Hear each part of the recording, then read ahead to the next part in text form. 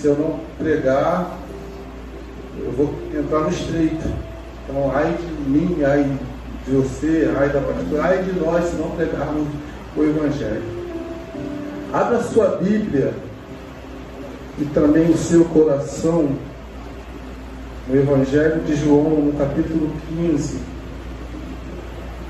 versículo 15. Amém? Bendito seja Deus.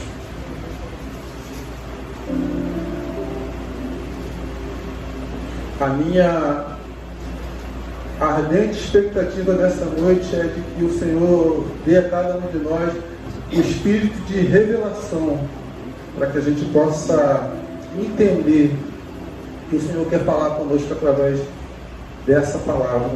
Palavra essa que falou muito ao meu coração. Todos acharam? Amém? Amém.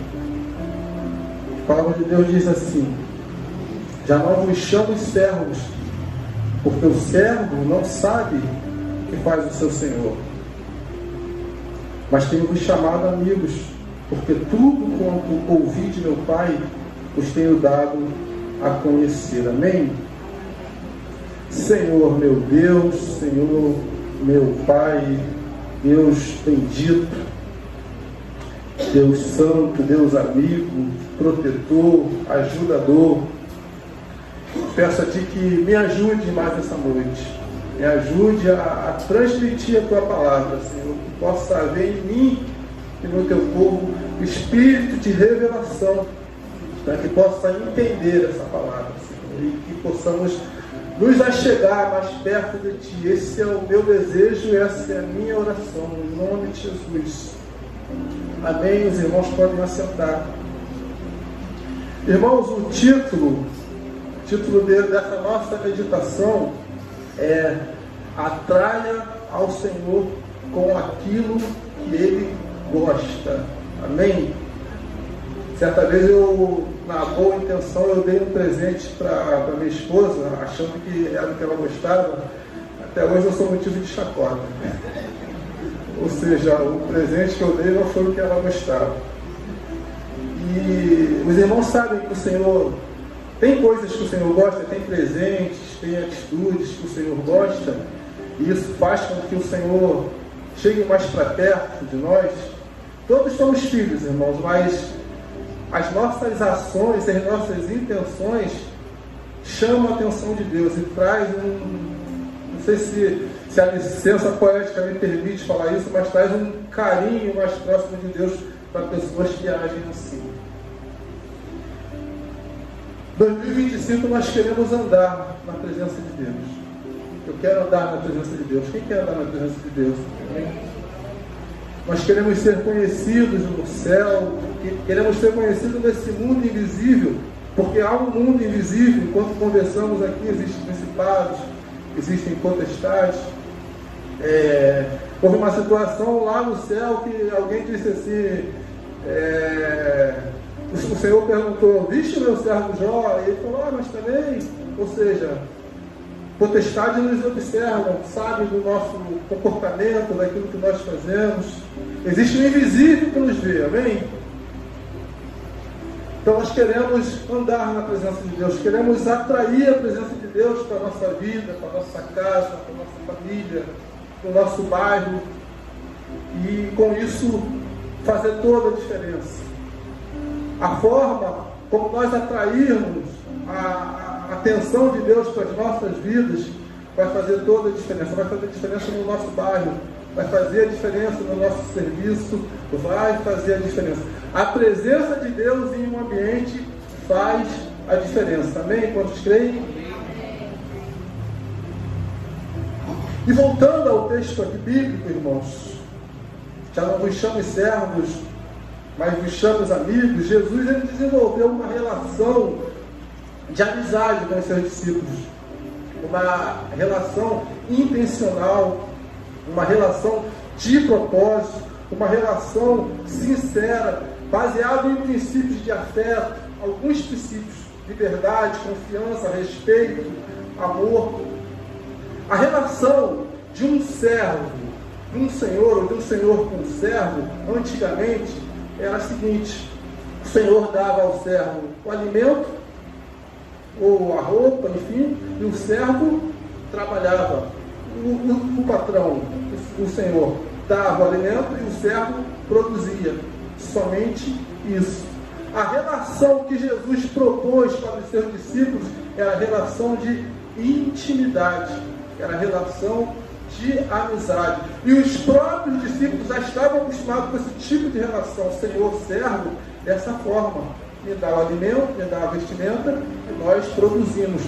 Jesus vem e oferece algo diferente, algo de uma relação de intimidade, uma relação de amizade. A história vai dizer que homens e mulheres de Deus foram tão íntimos com Ele, que Deus abriu o coração para essas pessoas e revelou para essas pessoas segredos, intenções de Deus, as coisas mais íntimas de Deus. Um exemplo, lá no Getsemane, Jesus estava angustiado porque estava próximo de chegar à crucificação, e Jesus chama os seus discípulos para orarem com Ele, para dividir aquele momento de angústia. Então Jesus compartilha com os discípulos a sua angústia. Lá em Nínive, Deus chega para Jonas e compartilha com Jonas a sentença que ele traria, a sua ira e a sua sentença que ele traria contra aquela cidade perversa. E ao mesmo tempo Deus compartilha com Jonas a sua misericórdia e a sua maravilhosa graça. Então Deus compartilha com Jonas essa intenção em relação a essa cidade. O profeta Oséias, Deus pede, manda para que ele case com uma mulher que tinha uma vida um tanto quanto errada, e aquela mulher vai, trai a Oséias ali propõe para aquela mulher que tinha uma vida errada, uma mulher desacreditada. Oséias propõe uma vida diferente para aquela mulher, uma vida de futuro, de possibilidades, e aquela mulher falha com Oséias. Então, Deus mostra ali para Oséias o sentimento dele em relação à nação de Israel, quando a nação de Israel o traía, o abandonava para ídolos. Então, Deus compartilha com Oséias a dor de uma traição do povo de Israel. Deus compartilhando com mais uma pessoa seus sentimentos e suas intenções. No jardim do Éden, Deus tinha um encontro diário com Adão, ali à tardinha, um encontro das 6, com que objetivo? Com o único objetivo de conversar. Um objetivo despretensioso, ali, de conversar com a criatura, de passar ali aquele final de tarde conversando, e a Deus ali abria a sua alma, seu coração, suas intenções com Adão, perguntava a ele como foi o dia dele, estou aqui conjecturando, e Adão perguntando ali a Deus coisas eternas. A única intenção, fim de tarde, conversar com Adão. Deus compartilhando sentimentos com o homem, intenções. E essa é a essência do nosso Deus. E essa é a afeição de Deus. Sempre foi assim com o homem, com o ser humano, comigo e com você. Porque Deus é assim. Amém?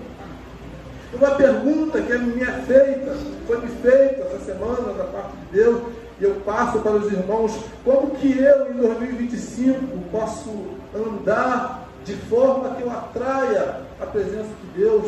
Como que eu posso andar em mais esse ano de uma forma que eu possa chamar a atenção de Deus para a minha vida, que os olhos do Eterno possam estar sempre voltados para a minha vida, com um olhar de carinho, com um olhar de amor, com um olhar de piedade, de misericórdia?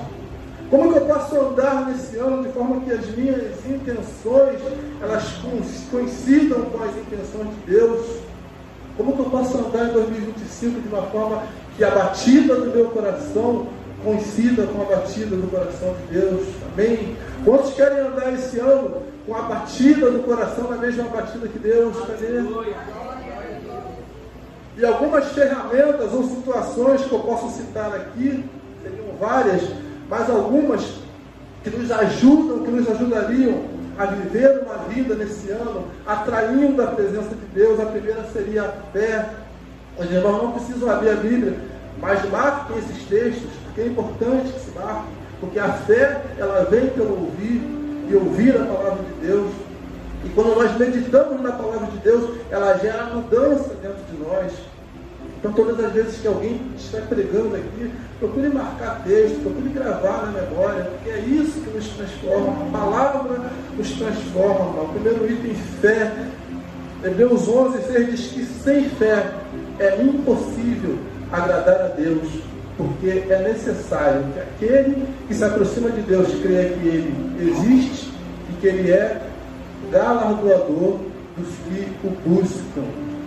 Deus, além de ser um Deus poderoso, glorioso, um Deus que está acima dos céus, Ele tem prazer em nos abençoar.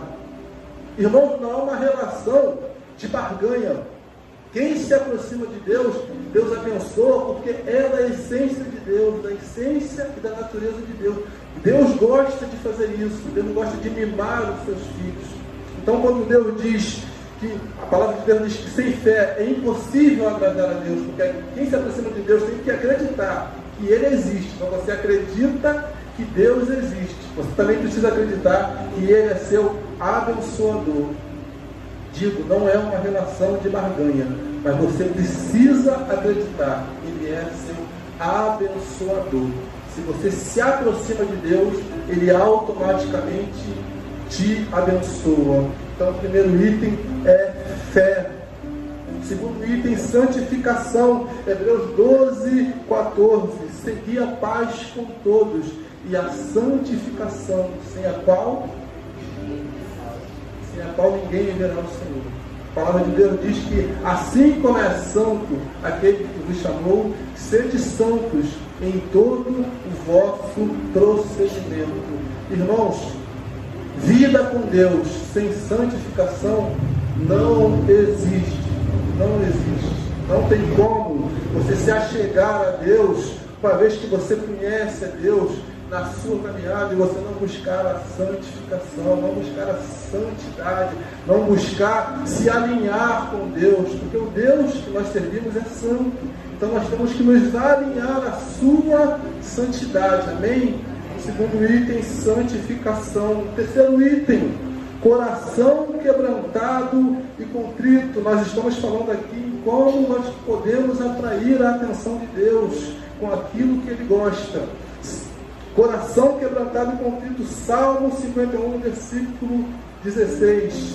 Sacrifícios agradáveis a Deus é o espírito quebrantado. Coração quebrantado e contrito não desprezarás, ó Deus. Coração quebrantado e contrito. E esse item aqui eu posso juntar ele à oração, porque quem tem o coração quebrantado se chega a Deus em oração, amém? Quantos concordam? É impossível você estar com o coração quebrantado e você não se achegar a Deus em oração. Jeremias 29:12 diz: buscar-me-eis e me achareis, quando me buscardes todo o vosso coração, amém? Então, quebrantamento. Quebrantamento é uma atitude de profundo arrependimento e tristeza pelo pecado. É você sentir o peso do seu pecado e o impacto que aquilo causa na sua relação com Deus. Isso é quebrantamento. Quando vocês ouvirem falar a palavra quebrantamento é isso. É você sentir o peso do seu erro, do seu pecado e o impacto que isso vai causar na sua relação com Deus. Porque se você não se importa com a sua relação com Deus, para que quebrantamento? Amém? Se eu me importo na minha relação com alguém, com esposa, com amigo, eu vou pesar aquilo que eu falo, aquilo que eu faço, porque eu vou ficar preocupado com o impacto que a minha ação vai causar na minha relação de amizade, com o meu amigo, com a minha esposa, amém? Quantos concordam?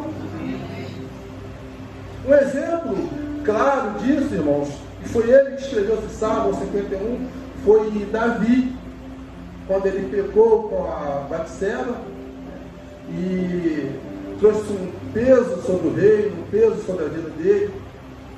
E ele pede a Deus, ele sente o peso do pecado dele, ele sente o impacto que isso causou na relação dele com Deus. Davi amava a Deus. A gente olha para os salmos de Davi, a gente vê a forma como ele falava com Deus.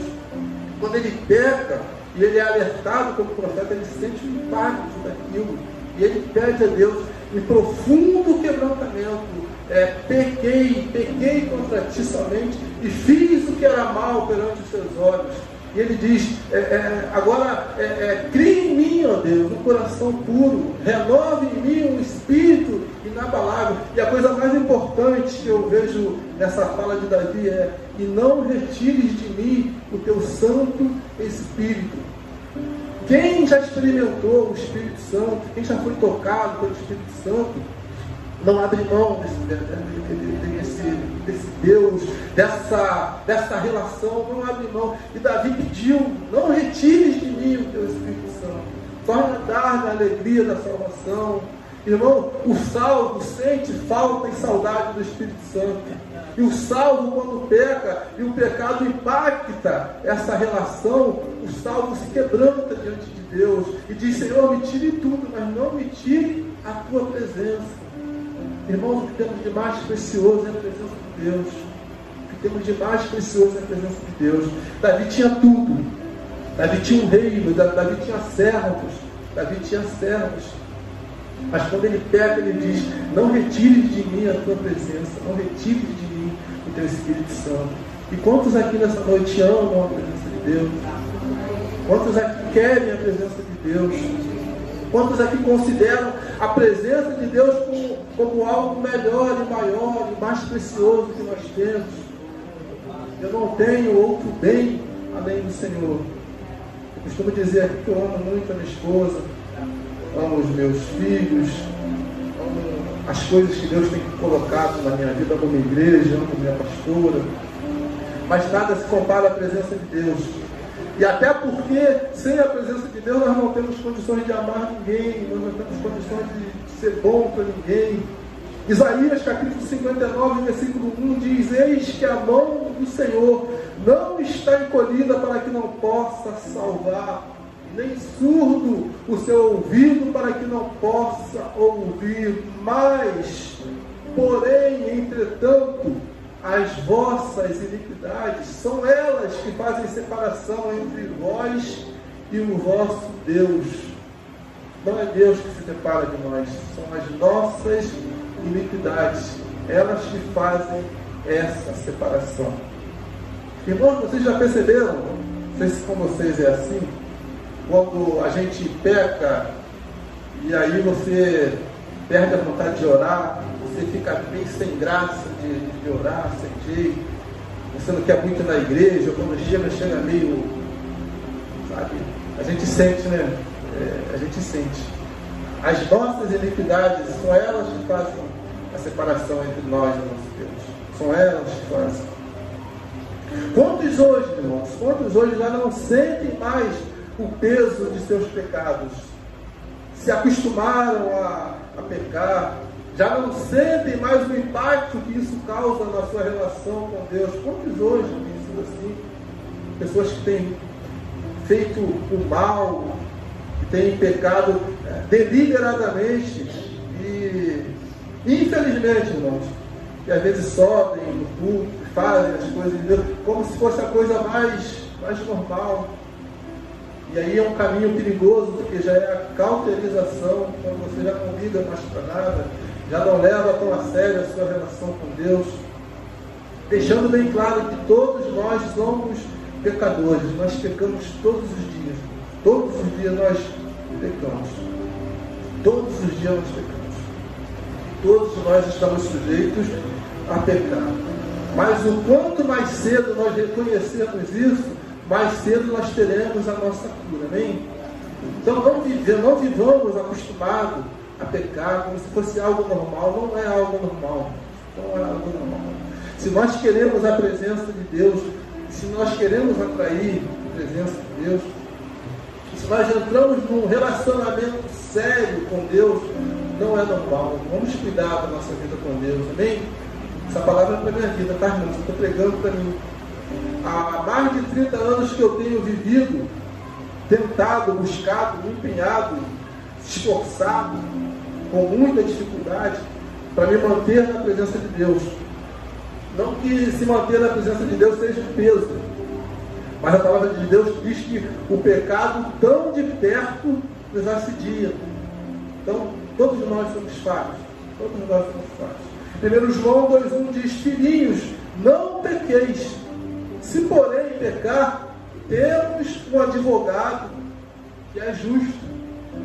Porque em nós, irmãos, não habita bem algum. Em nós não habita bem algum. Isaías diz que nossa justiça é como trapos de imundícia.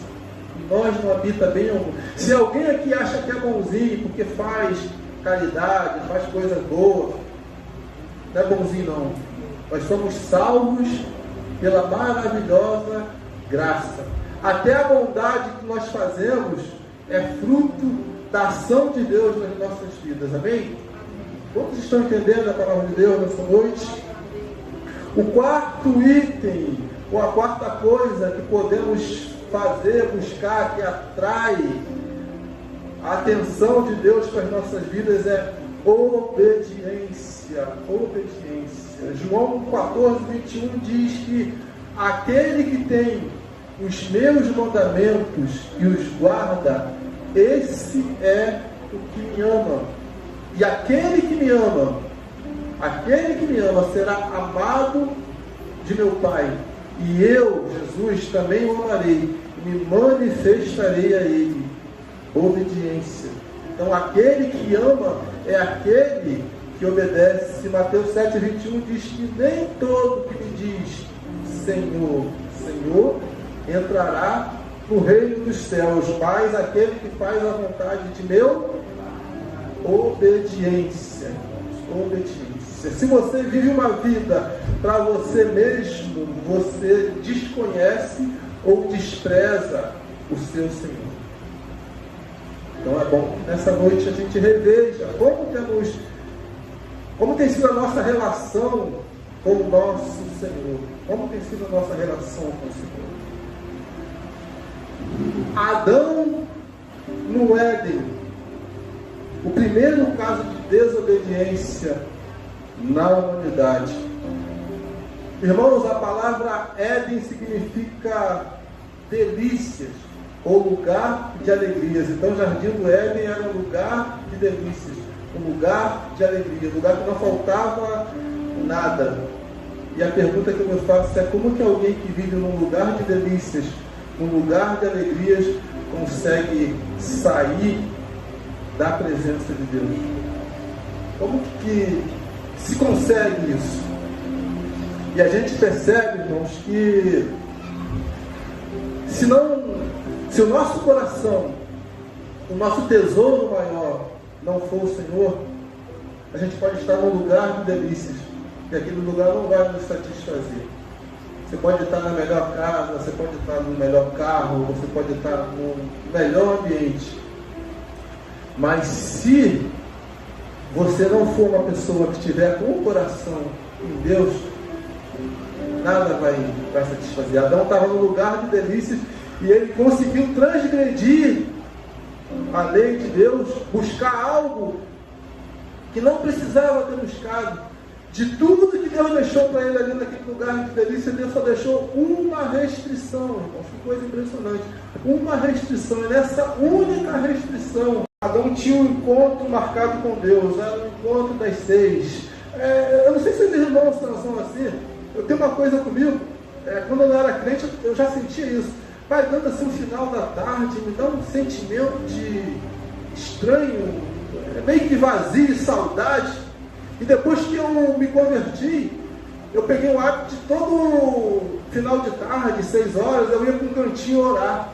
Eu acho que esse negócio foi lá do paraíso, ficou alguma coisa no âmago, no interior do ser humano, que dá 6 horas, vai dando aquele final de tarde, dá uma coisa. Pastor, é assim, pastor?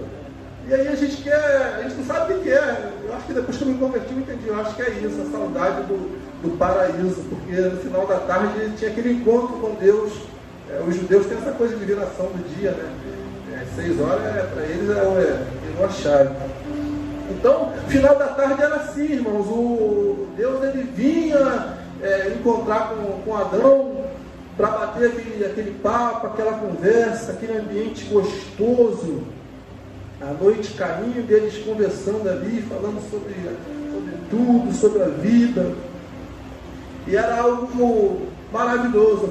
Eu fico tentando imaginar como que seria essa coisa. Deus chega no final da tarde, Adão, e era um encontro marcado, e Adão vai ao encontro de Deus, eles vão para algum lugar ali no paraíso, no lugar deles, e começam a conversar. Imagina eles sentados, como grandes amigos, conversando. Que relação linda, né, irmãos? Adão atraía a presença de Deus com a vida que ele tinha. Irmãos, e chega um dia, eu imagino que esse encontro de Adão com Deus foi por muito tempo. Eu não imagino que foi algo uma semana. Foi algo prolongado. A Bíblia não diz, mas a gente não tinha o tempo naquela época. Se vivia. E Adão era eterno, não tinha pecado, ele era eterno. Então, era todos os dias, até que num fatídico dia, que poderia ser uma manhã, Adão desobedeceu a Deus, irmãos. E aí chegou de tarde, tinha aquele encontro marcado, e vem Deus: Adão, onde estás? E o que Adão faz, irmãos? Adão se esconde de Deus. Adão agora ele é tomado de um sentimento, irmãos, que ele nunca sentiu. Adão se sentiu indigno, se sentiu impróprio. Adão se sentiu sujo. Adão experimentou um sentimento que ele nunca havia sentido. Para Adão sabia o que era medo, o que era vazio. Adão não sabia o que era isso. Mas naquele dia, o homem experimentou esse sentimento, irmãos. Imagina como que foi essa situação. Sentir algo que nunca sentiu, experimentar algo ruim. Era um sentimento ruim, um vazio. E ninguém falou para Adão que ele não podia ir naquele encontro. Ninguém falou para Adão. Ele simplesmente sentiu isso e achou que não dava para ele ir naquele encontro. E sabe o que eu percebi, irmãos? Que o pecado realmente separa o homem de Deus. Lembra que Isaías 59 diz que os olhos não estão, os ouvidos não estão, mas as vossas iniquidades são elas que fazem a separação. Irmãos, esse texto me mostra que o pecado realmente separa o homem de Deus. Existiu ali e existe um efeito ação e reação. O efeito do pecado realmente é separação de Deus, e o pecado leva o homem a um estado de ser. Um estado de ser, um estado de estar separado. Então nunca foi Deus, irmãos. Nunca foi Deus. Sempre foi as nossas iniquidades por conta das nossas escolhas. Foi uma parede invisível que fez essa separação entre Deus e o homem, entre o homem e Deus, ali no paraíso, irmãos. Ali no paraíso. Por causa da santidade de Deus. A santidade de Deus, irmãos, é algo tão tremendo, que Deus não suporta o pecado, não compactua com o pecado. O pecado e Deus, eles são opostos entre si. Naquele momento o homem tinha pecado e era impossível que eles se encontrassem. Foi isso que aconteceu ali no paraíso, irmãos. Foi uma ação. Pequei e Deus é santo, e agora Adão, o homem está em pecado, e aí não há, sabe o imã quando bota ao contrário? Foi isso que aconteceu ali. E é por causa da santidade de Deus, que é tremenda, que não compactua o pecado, nele não habita pecado, que foi necessário, irmãos, que Deus enviasse Jesus Cristo para morrer pelos nossos pecados, para tirar essa parede de separação, nos justificar e nos religar novamente com o Pai. O plano de salvação foi por causa disso, irmãos. Foi porque o pecado verdadeiramente nos afastou de Deus. Deus, ele é santo. E porque ele é santo, o homem ficou separado. E Deus não queria ficar separado do homem. Mas como que Deus não queria ficar separado do homem, mas o homem estava em pecado? Como que resolve essa situação? Como que faz? Como que faz? Condena? Como que faz? E aí Jesus diz: Pai, sou eu. Vai ter que ser. É por causa disso, irmãos. É por causa disso que nós estamos aqui religados com Deus. Porque lá no Éden, Adão desligou na ação dele. E toda a descendência de Adão ficou desligado de Deus. E a única forma que o Pai encontrou de nos religar foi enviando o seu Filho Jesus Cristo, morrendo pelos nossos pecados. O único justo, era necessário que o único justo, e não tinha justo na terra, morresse por mim e por você, para que a conta batesse e nós voltássemos novamente a ter uma relação com Deus. Consegue entender como isso é sério? O pecado, ele verdadeiramente me separa e te separa de Deus. Deus não inventou isso, irmãos. Era projeto de Deus criar o homem. Deus queria isso, vontade soberana. E ele queria ter uma relação com o homem. Ele não queria que o homem pecasse, mas o homem pecou. Mas ele achou uma solução para que nós voltássemos a ter vida com Ele, estar unidos, ligados com Ele. Quantos aceitam o sacrifício de Jesus nessa noite? Quantos entendem que a morte de Jesus foi necessária? Quantos entendem o significado disso? E que hoje nós somos salvos, ligados novamente com Deus, por causa dele, do único justo, Jesus Cristo. Amém? Bendito seja Deus. Bendito seja Deus por tão grande salvação. Então o maior problema do pecado é que ele nos afasta de Deus. Se você vê alguém aí fora pecando, fazendo o que der na cabeça, beleza. O livre-arbítrio, a pessoa pode fazer isso. É um direito que essa pessoa tem. Mas o único e maior problema é que vai viver desligado de Deus, está desligado de Deus. Aí viver a eternidade sem Deus, porque a santidade de Deus repele o pecado, porque a santidade de Deus abomina isso. Então, tudo bem que queira viver no pecado, mas vai viver separado de Deus. Esse é o grande problema e o maior problema do pecado. E a escolha, ela é livre. A minha e a sua escolha, ela é livre. Mas o preço é esse, viver desligado de Deus. E quantos em sã consciência, irmãos, querem viver desligados de Deus? Quantos em sã consciência querem viver uma eternidade separados de Deus? Quantos em sã consciência querem isso? Amém? Mas Jesus Cristo fez o serviço. Jesus Cristo pagou o preço para que estivéssemos novamente ligados com Deus. O pecado, ele tira eu e você, tira o reino de dentro de nós, tira o paraíso de dentro de nós. Adão estava dentro do paraíso quando ainda tinha falhado com Deus. Ele estava dentro do paraíso. Mas no momento que ele pecou, ele dentro do paraíso, o paraíso já não estava mais dentro dele. No momento que ele pecou, o reino já não estava mais dentro dele. Então é isso que o pecado ele faz.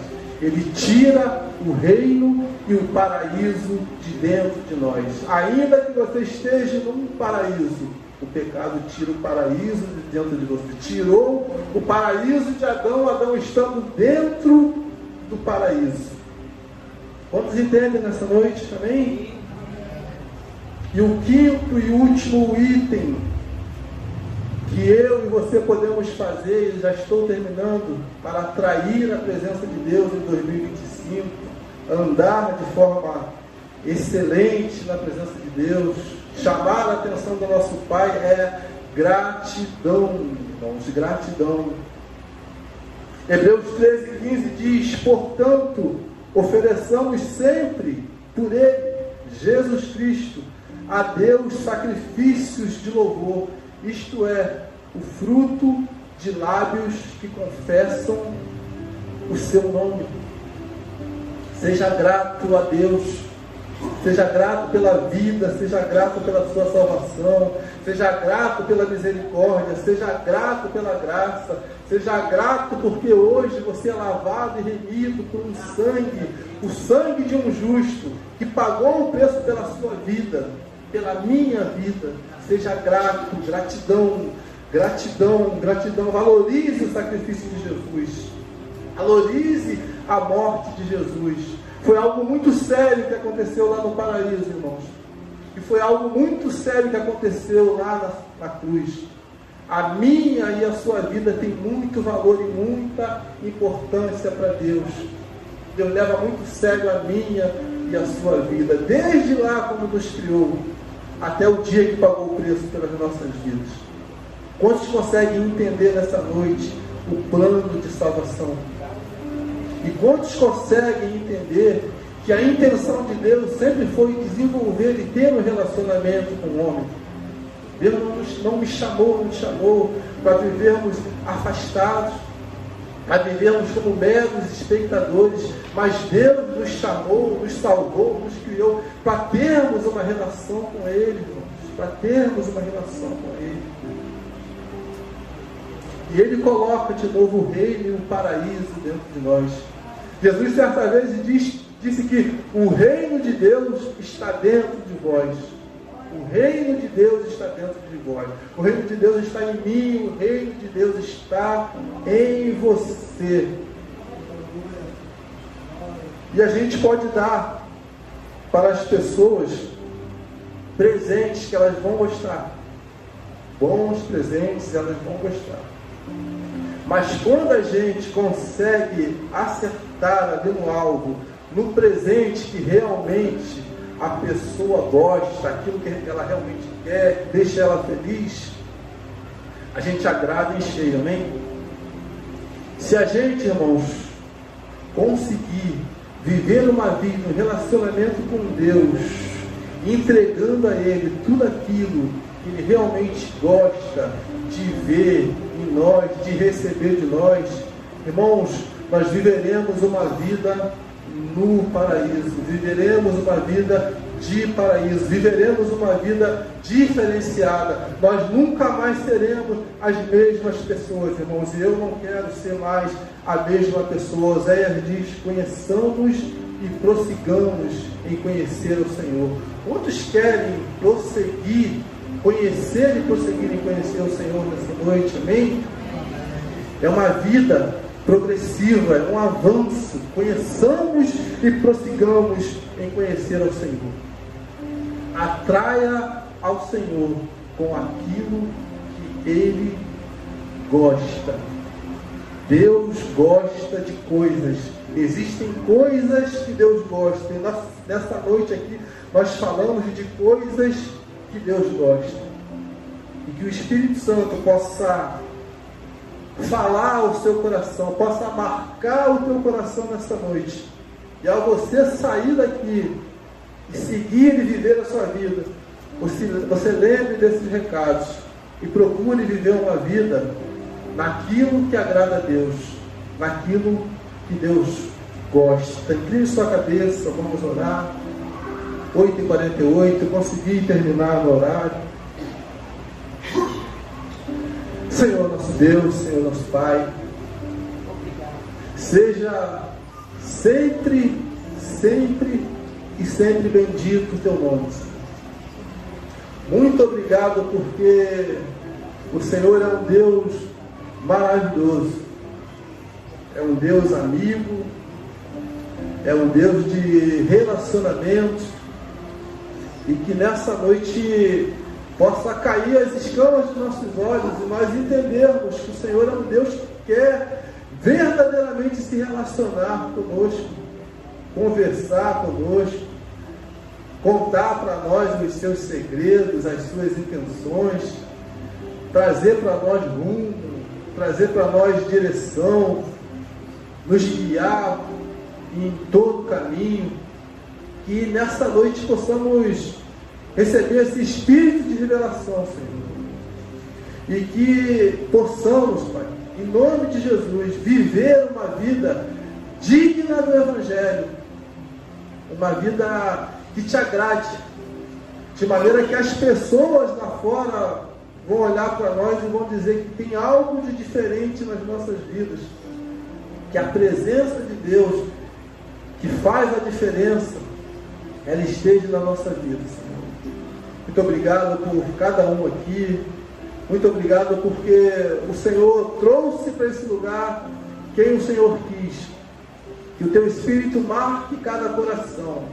E que nunca mais, Senhor, sejamos conhecidos como fomos conhecidos um dia. Que as nossas vidas sejam transformadas. Transformadas. Transformadas. Transformadas. Transformadas para a honra e para a glória do Senhor. Se você acredita nisso, dê uma salva de palmas e aplauda o seu Deus. Amém.